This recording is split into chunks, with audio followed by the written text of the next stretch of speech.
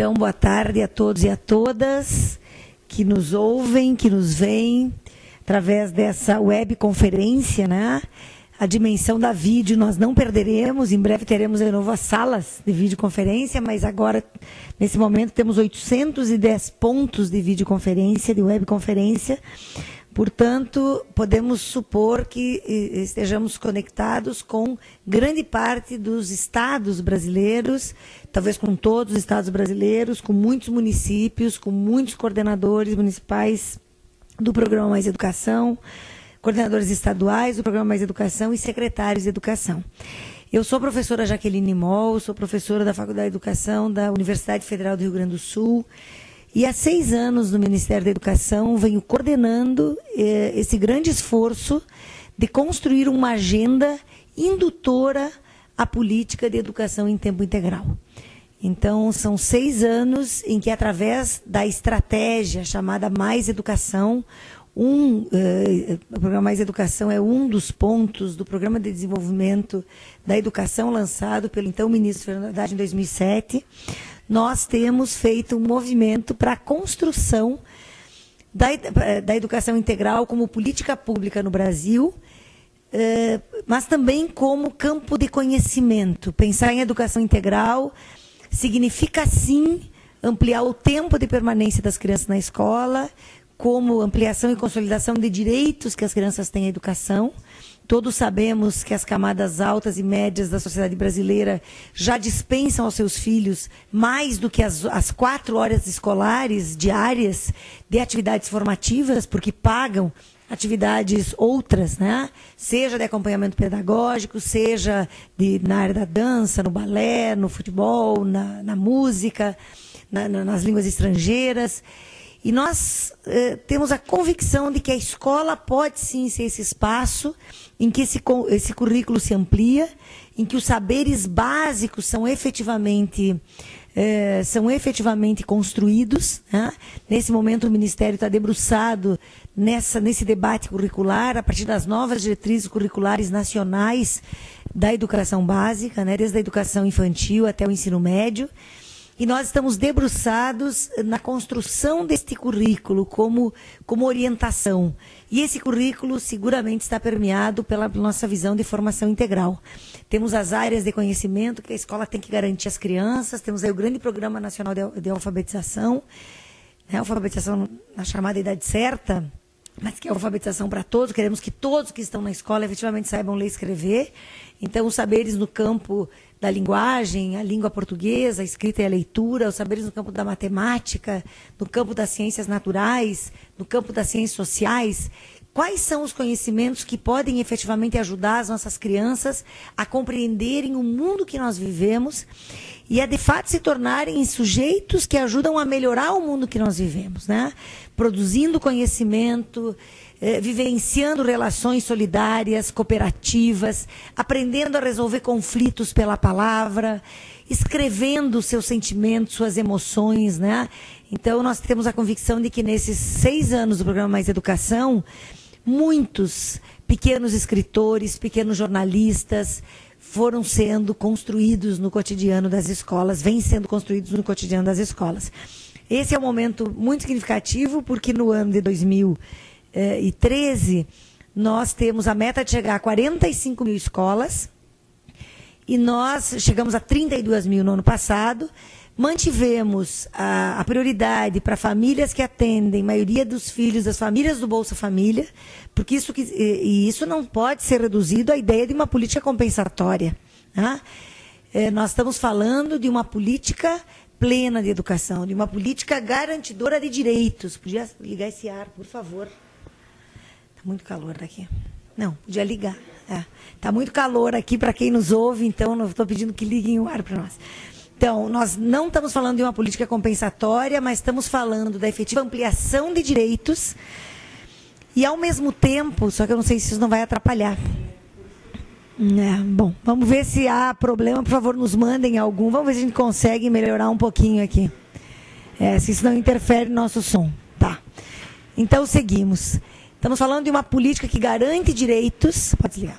Estamos falando de uma política que garante direitos, E estamos falando de uma política que amplia espaços, porque efetivamente nós sabemos que a escola pública no Brasil foi pensada para ser uma escola de 4 horas, não para ser uma escola de dia inteiro, como nós vemos nos Estados Unidos, na França, no Japão, na Itália, na Finlândia, na Suécia, países que nós admiramos, cujos modelos educativos admiramos. A nossa escola, infelizmente, foi se consolidando, sobretudo a partir dos anos 50, em que a grande maioria da população entra na escola, com uma escola de 4 horas.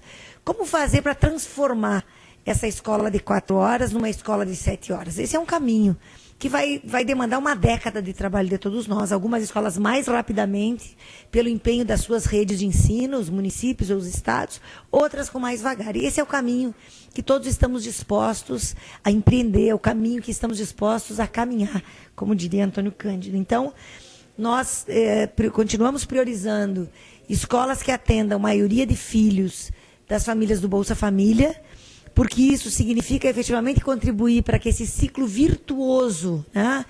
A família recebe um recurso para a sua manutenção básica, os pais têm acesso a programas de alfabetização, de educação, de formação profissional.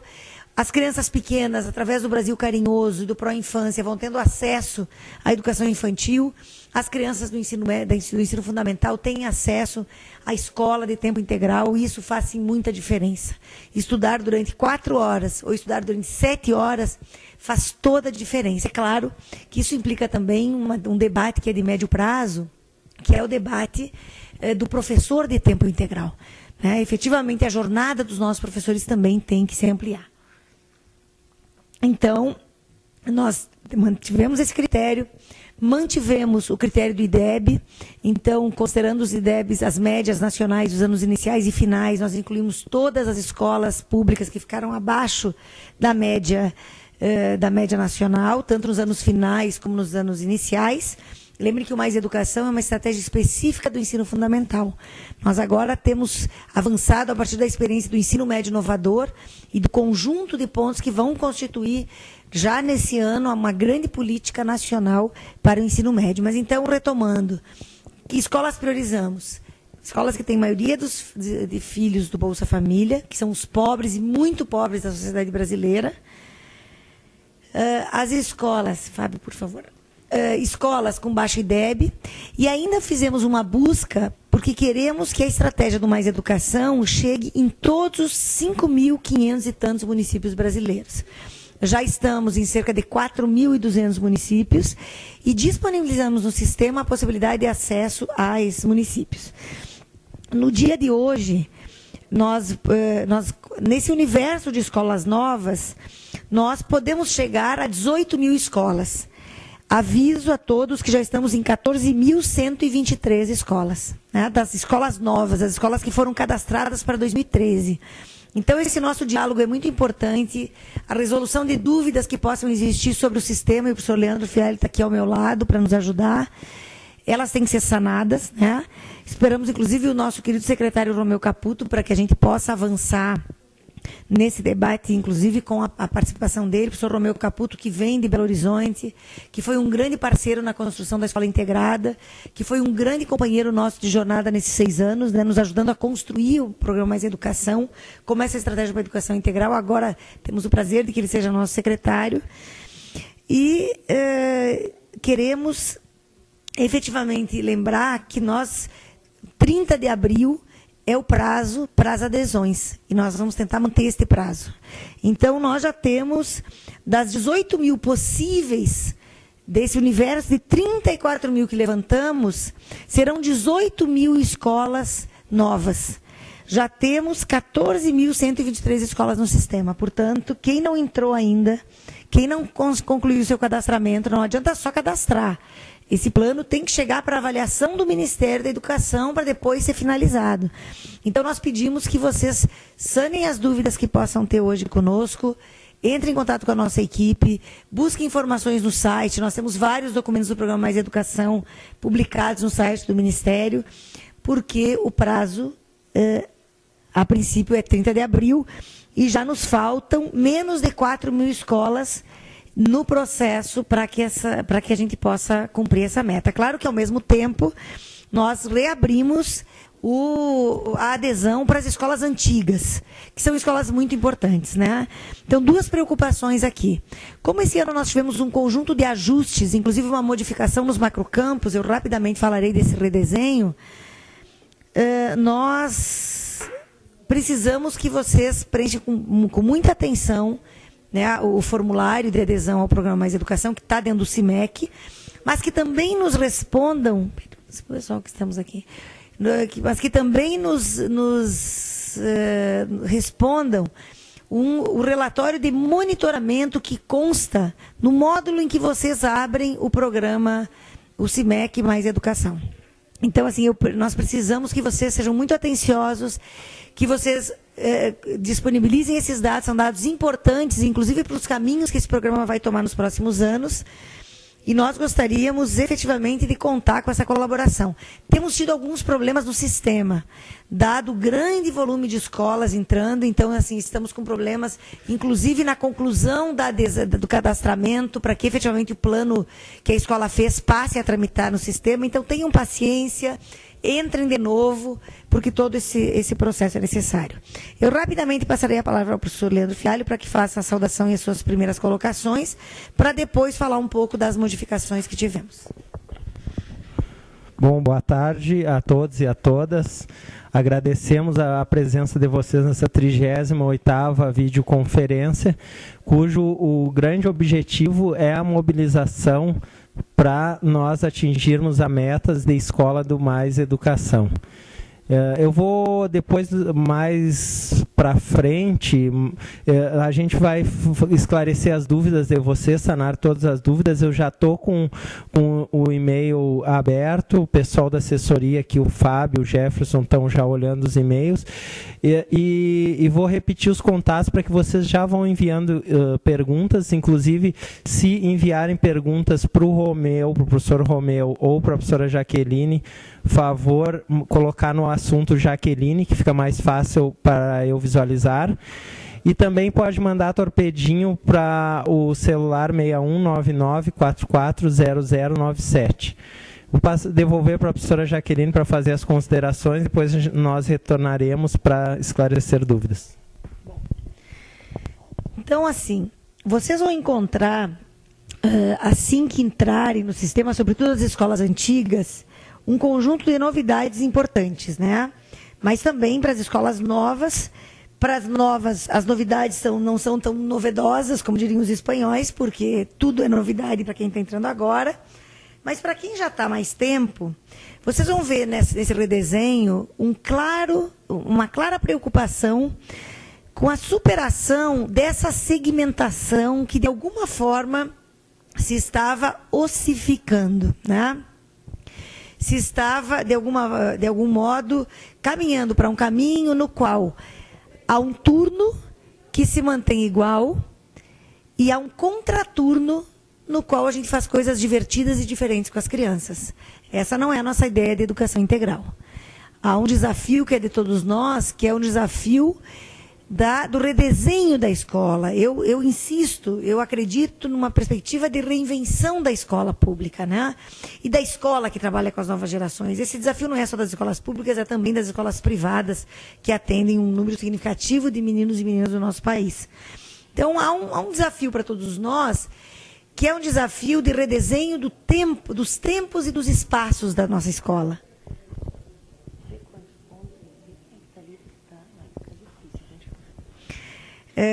Um redesenho dos tempos e dos espaços da nossa escola. Do que nós estamos falando? Foi se consolidando entre nós uma visão de organização curricular que implica organização curricular diária, organização diária do horário escolar, o currículo é sempre muito maior do que isso, que implica a organização em aulas de 50 minutos, 45, 50 minutos, sobretudo nos anos finais, mas a gente já tem visto isto ser repetido também nos anos iniciais, né? Nos assusta um pouco que se caminhe para uma visão que anda para trás em relação à visão que nós tínhamos de um currículo por atividades, né?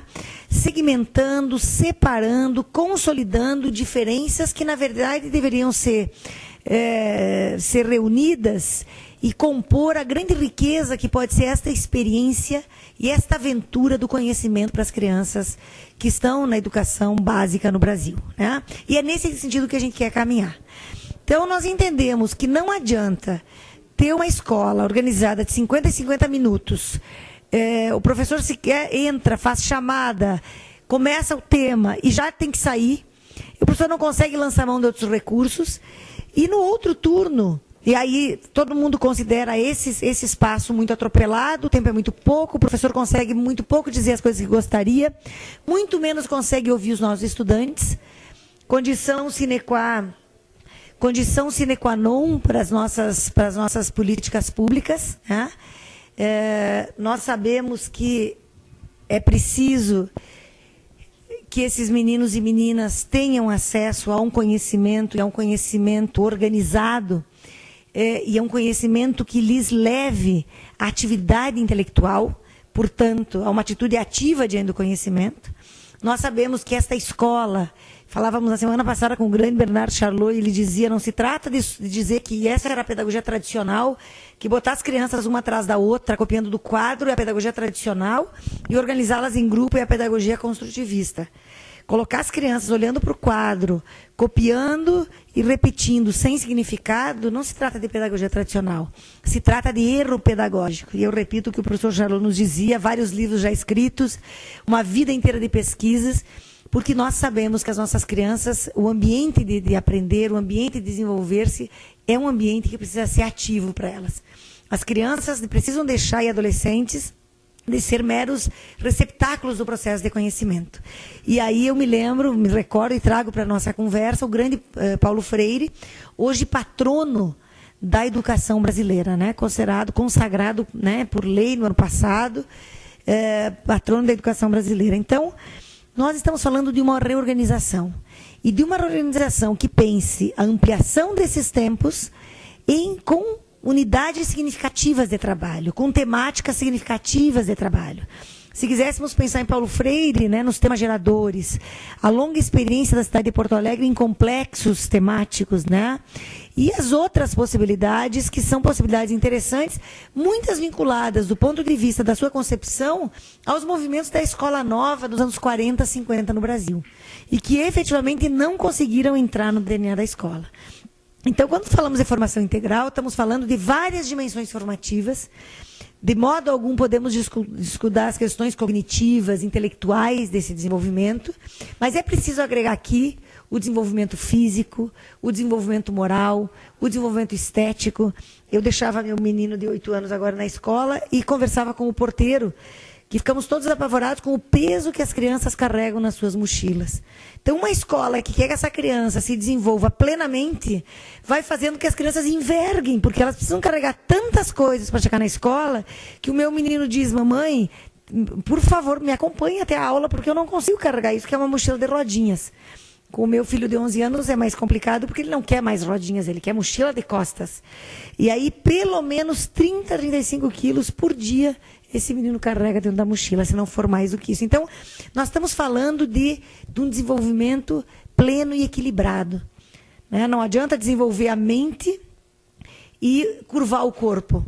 Não adianta desenvolver o corpo e esse corpo crescer e poder ter todas as suas potencialidades, enfim, desenvolvidas, e essa mente envergar e não ter acesso àquilo que possibilita olhar mais longe, compreender o mundo que a gente vive, a história que nos trouxe até aqui, o modo como nós nos relacionamos, o modo como a sociedade se organiza. Essa aventura do conhecimento, ela precisa ser uma aventura multidimensional na escola, que permita o seu desenvolvimento cognitivo, intelectual, moral, a capacidade de fazer escolhas, o desenvolvimento de valores, a convicção de que é preciso ser honesto em relação aos outros, é preciso ser verdadeiro em relação aos outros, que a mentira não vale a pena. Tudo isso que o tempo inteiro se está pedindo que a escola faça. A gente sabe que esse movimento, o desenvolvimento de um comportamento ético, é um desenvolvimento de uma sociedade toda. A escola não é uma bolha separada da sociedade, mas a escola efetivamente tem que primar por esse desenvolvimento. Também desenvolvimento estético, que permita enxergar o mundo através de diferentes perspectivas. Uma criança que tem acesso A arte através da pintura, do desenho, do teatro, do cinema, da música. É uma criança que vai ter grandes possibilidades. É uma criança que vai poder vislumbrar onde não enxergamos coisas, vai enxergar possibilidades. Paulo Freire falava dos inéditos viáveis. E é desta formação integral que nós estamos falando. Então, é uma escola de educação integral em tempo integral. O tempo é condição sine qua em função dos direitos encurtados historicamente em relação à escolarização, sobretudo das crianças das camadas populares.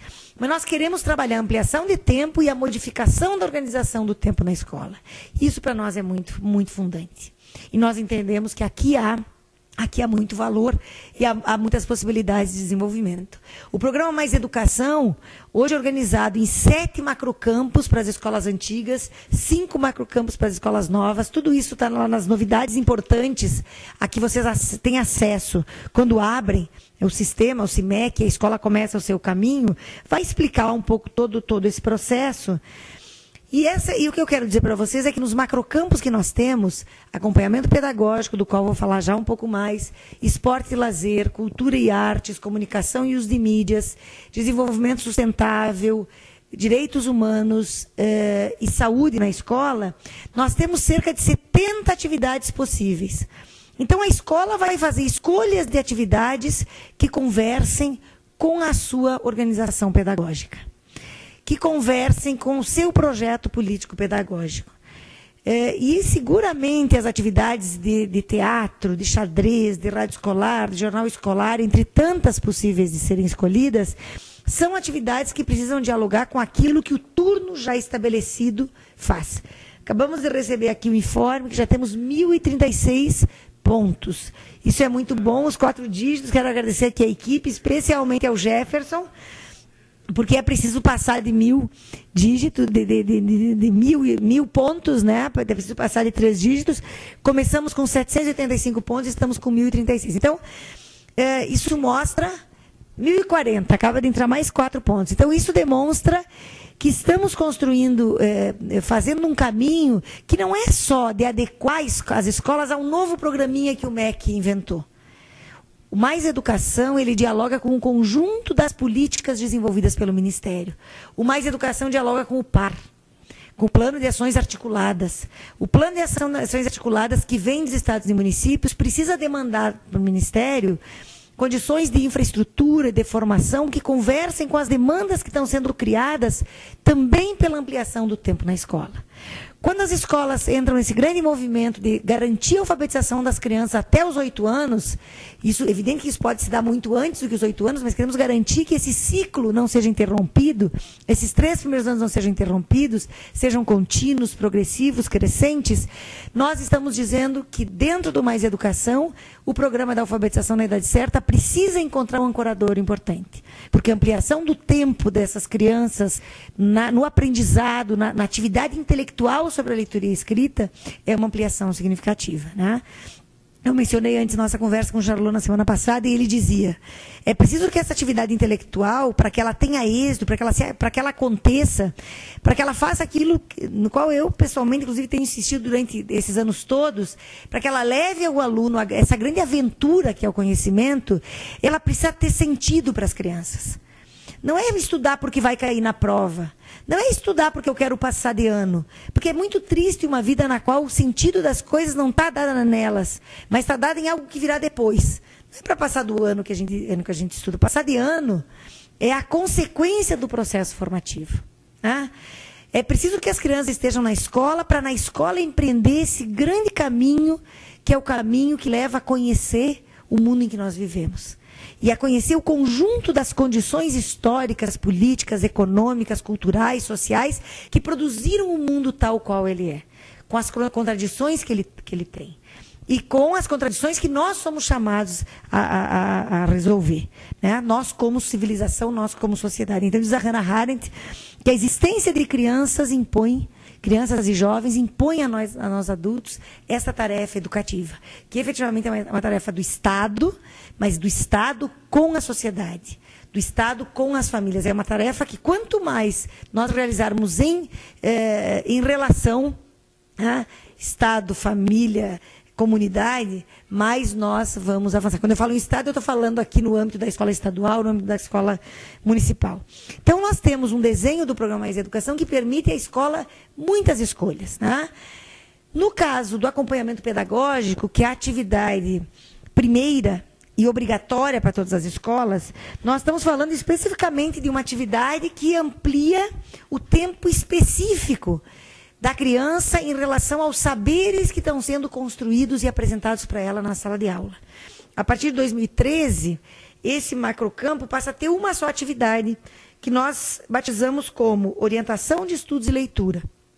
Inclusive, esse monitor terá uma bolsa maior, porque a ideia é que todos os dias, de 1 hora e meia, as crianças tenham tempo para desfrutar aquilo que estão conhecendo, aquilo que estão aprendendo.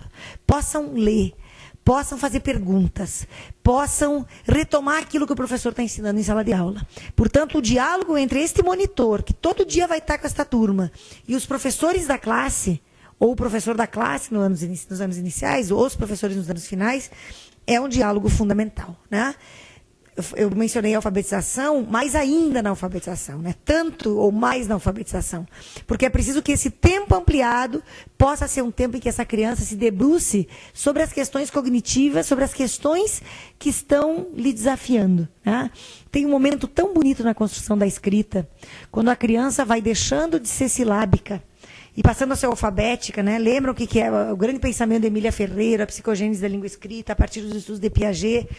A criança, para cada sílaba, ela designa uma letra, como se aquilo fosse uma unidade única. E na medida em que ela vai fazendo as relações que permitem compreender essa relação fonema-grafema, essa complexidade do som que está implicada na sílaba, ela vai fazendo um caminho em que ela inclui outras letras aí. Então, ter tempo para se debruçar com esta criança, sobre as palavras que tenham significado, e aqui, evidentemente, as palavras geradoras de Paulo Freire são um referencial importante para nós, né? Porque eu entendo que é muito difícil aprender com Ivo viu a uva. Aprender a ler e escrever, a não ser que a criança more no Vale do São Francisco, onde se planta uva, lá na região de Bento Gonçalves, no Rio Grande do Sul, e tenha o Ivo que planta uva e seja vizinho e seja conhecido, né? Então, assim, construir esse universo de referências, nominar através da escrita esse mundo que a criança está vivendo e ter esse tempo ampliado para isso, seguramente vai ajudar nesse grande esforço de que todas as crianças até os 8 anos leiam. É preciso que a gente contenha um processo que, de modo natural, vai se repetindo historicamente no Brasil. Que processo é esse? Nós temos hoje 3.900.000 jovens que têm entre 15 e 17 anos, portanto, idade para estar no ensino médio e estão no ensino fundamental. Porque a reprovação escolar no Brasil, ela acabou se tornando uma parte da metodologia de ensino. A nossa LDB é muito clara quando fala de recuperação processual. E nós temos que lançar mão de todos os recursos para essa criança poder aprender, esse jovem poder aprender, esse adolescente poder aprender e poder caminhar na direção de aprendizados cada vez mais complexos com aquele grupo de alunos que são seus amigos, as suas referências. É muito triste quando se entra numa escola e aquele menino de 12, 13 anos, que já deveria estar no 6º, no 7º ano, está lá com as crianças do 2º e do 3º. Ele destoa daquele grupo. Os seus interesses não são os mesmos. Ele, em geral, infelizmente, é mal visto. Há um olhar para ele que diz, o que é que tu está fazendo aqui? Né? Os próprios pais ficam preocupados com aquela criança muito maior, em que pese a importância de termos experiências multietárias, como as experiências de ciclos, tão bem avaliadas em vários lugares do país, né? Infelizmente, nosso país confundiu ciclos com aprovação automática. Ciclos não é igual à aprovação automática. E a aprovação automática no sistema de ensino ela é tão nefasta como a reprovação automática. E o que é que eu chamo de reprovação automática? Aquela que começa a se processar quando esse menino e essa menina, que vem de um ambiente não letrado, entra na escola vem de uma família infelizmente chamada como desestruturada, mas que tem lá seus problemas, como todas as famílias têm, mas que vem de outras experiências de anos anteriores em que não conseguiu aprender, e a escola já olha, as pessoas já olham e pensam, podem até não dizer, essa criança não vai conseguir aprender. Em vários dos meus escritos eu trago aqui o belo título do Gabriel Garcia Marques e falo da a crônica anunciada, né? A morte como crônica anunciada. É uma pena. Então, é preciso superar isso. E é preciso que as crianças empreendam trajetórias significativas de escolarização. Nós somos um país que se afirma muito, cada vez mais, como uma potência democrática, como uma potência econômica, um país que vem efetivamente dividindo as suas riquezas. Paramos de deixar o bolo crescer para depois dividir. Estamos dividindo as riquezas que o país produz. Há um grande programa dito muitas vezes pela nossa querida presidente da República, que é o Brasil Sem Miséria. Um país rico é um país sem pobreza, inclusive é o tema, enfim, que acompanha todo o trabalho desse governo. Então, o esforço para que essa escola tenha significado, para que o acesso da criança represente uma permanência, possa desembocar numa permanência significativa em aprendizagens efetivas, é o esforço que todos nós temos que empreender. Então, as mudanças no Mais Educação vão nesta perspectiva. Incluímos também no Mais Educação nesse ano. Então, só para terminar, a orientação de estudos e leitura é essa atividade que tem que ser diariamente realizada e, de preferência, não só como lugar em que a criança faça o dever de casa. O melhor cenário é o cenário em que essas crianças todas estão nesse tempo ampliado, e o professor está conversando com esse monitor que está nesse tempo ampliado. E está permitindo a esse monitor fazer uma interlocução significativa com esses estudantes. Estamos fazendo um esforço muito grande, através da CAPES, para que o PIBID, o Programa de Iniciação à Docência, que leva bolsas a estudantes universitários, aos professores das escolas públicas, assim como aos professores que coordenam esse processo das universidades, tenha prioridade, tenha como prioridade, priorize as escolas que são escolas do Programa Mais Educação, assim como do ensino médio inovador, que é a nossa grande ação para construir essa diferença curricular, pedagógica no ensino médio. Então, isso sobre o macrocampo acompanhamento pedagógico. Nós incluímos nas atividades no macrocampo esporte e lazer, incluímos atletismo, né, o atletismo e outras vivências esportivas. Há uma transformação aqui, deixa de existir o segundo tempo dentro do Programa Mais Educação e passamos a ter o esporte na escola, né? Escolas que já estão há vários anos conosco, escolas que até 2012 estavam no Mais Educação, só terão uma quinta atividade se esta quinta atividade for atividade de atletismo e múltiplas vivências esportivas. Isso tem uma razão. Primeiro, que o Mais Educação não pode significar um festival de atividades que a escola sequer consegue, às vezes, dizer quais são. A nossa experiência nesses anos mostrou um pouco isso. Assim, oficinas, como é que isso se conecta? Como é que isso está sendo avaliado? Como é que nós estamos agregando o conteúdo dessa disciplina ao próprio boletim escolar, né, o portfólio, o relatório bimensal ou trimestral que se passa para as famílias? Muitas vezes isso não está nem incorporado. Uma criança que há 3, 4 anos aprende balé na escola, isso pode sim ser considerado como parte diversificada do currículo, que está sendo oferecido nesta ação conjunta do governo federal com estados e com municípios. Então, nas escolas antigas, deixa de existir o segundo tempo e passa a existir esporte na escola, atletismo e múltiplas vivências esportivas. Entre outras perspectivas, o Brasil tem de se tornar uma potência olímpica em algumas décadas, né? A experiência dos Jogos seguramente vai nos ajudar muito nisso. E a escola não é o lugar que vai fazer o treinamento especializado e nem é o grande objetivo da escola desenvolver os valores olímpicos, porque não tem as condições e o aparato, há outras instituições para isso. Mas a escola pode ser o espaço que descobre esses talentos. E aí esses talentos vão ser encaminhados. E essa é a rede do bem que nós queremos que seja a rede a rede que ampara os nossos estudantes, usando essa metáfora, né, do salto e da rede. Né? Há uma possível rede do bem, há uma rede de proteção da infância e da juventude. A escola faz parte desta rede, mas só como instituição protetiva, não. Como instituição educativa. Nós sabemos que uma grande vacina contra o uso das drogas, contra a escolha das drogas, se é que se pode dizer que alguém escolhe as drogas, mas contra a entrada das drogas como caminho, são as atividades de teatro, é a literatura, são os esportes, são as atividades gregárias que a criança é capaz de realizar. Então, todo esse processo seguramente vai nos levando para um horizonte de formação integral, e o atletismo entra como uma quinta atividade. Também há a questão posta para nós hoje de que muitas escolas têm muito material que já foi comprado de outras oficinas, e é preciso, nessa altura, que os estados e os municípios também cooperem, colaborem, para que essas atividades possam ser, para além desse número de atividades que o Mais Educação propõe, é preciso que haja essa parceria de estados e municípios. Não é possível que a escola, uma escola que está desde 2008, esteja até 2013 com o mesmo número de estudantes. A partir de 2013... nós vamos balizar, inclusive, o repasse de recursos nos números que foram declarados no censo escolar como educação integral.